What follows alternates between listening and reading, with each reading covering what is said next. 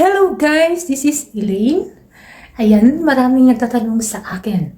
Nasaan ka na ba? No? Ano ang pinagkabalahan mo sa buhay? Nag-aasawa na ba daw ako? Nagkaanak na ba daw ako? Kasi hindi na daw ako updated sa mga post ko. Lagi na daw re-upload yung nakikita nila. Lagi na daw re-upload, wala na silang masyadong nakikitang update tungkol sa akin. Kasi yes, talagang nagre-re-upload ako, no, just to update my page.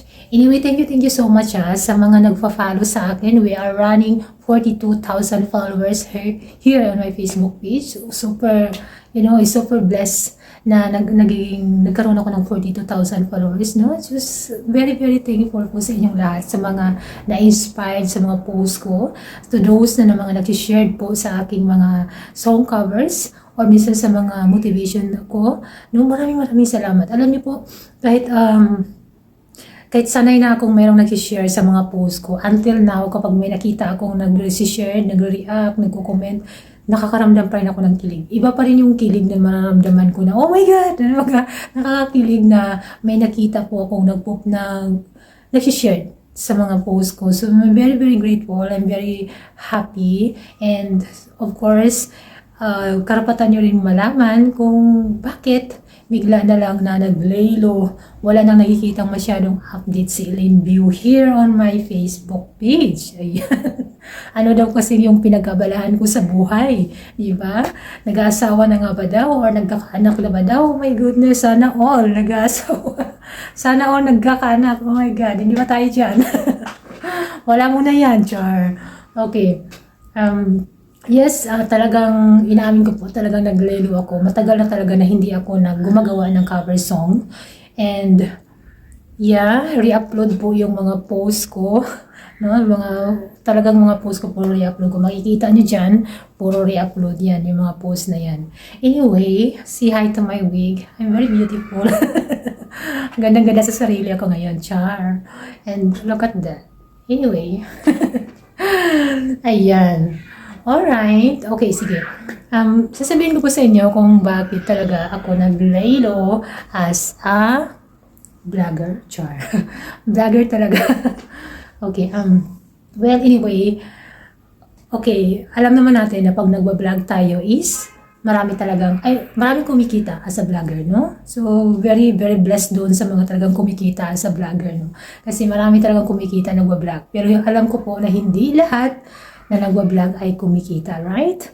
Hindi ko talaga lahat. Kaya, isa ako doon sa pinalad na hindi consistent na kumita as a vlogger. Pinatikim lang ako ng konti, but it's not that really much na maka-afford doon sa basic needs ko.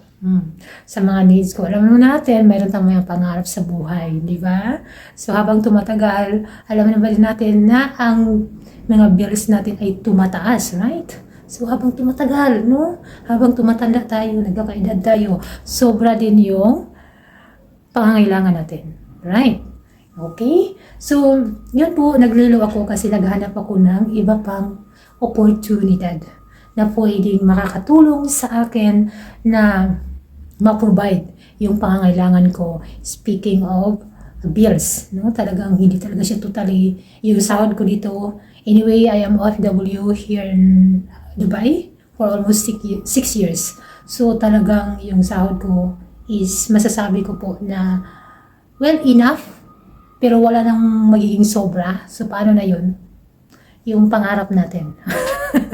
So, hindi na yung pangarap, di ba? So, ngayon, meron akong isang nakitang oportunidad, na magandang oportunidad, na kung saan allow sa lahat, walang pinipiling background. Kaya, nakita ko na maganda siya, maganda yung system, and pinakamaganda dahil nagagawa ko lang siya during my vacant time. So, ginagawa ko siya as part-time. Kapag bakante yung oras ko, talagang sinisingit ko siya. Ginagawa ko siya. So, yun po, sa lahat po na naghahanap ng extra income pa, or kung ikaw man may trabaho ngayon, gusto mong naghanap ka ng part-time, no? pwede ito sa'yo. Pwede mong igawin part-time, pwede rin gawin full-time, no? Kaya kung ikaw ay isang katulad ko na naghahanap ng extra income, na hindi nakakaabala sa recent na trabaho mo, ito po ang magandang oportunidad na para sa'yo na pwede mo lang gawin sa bakanting oras mo. You can ask me how, kung paano gawin, and masaya po akong i-guide ka. And once nga naging part ka na nito, hindi lang po ako ang mag-guide po sa iyo. Marami po kami mag-guide kasi isang community po tayo. Ayan. So, see you in my inbox.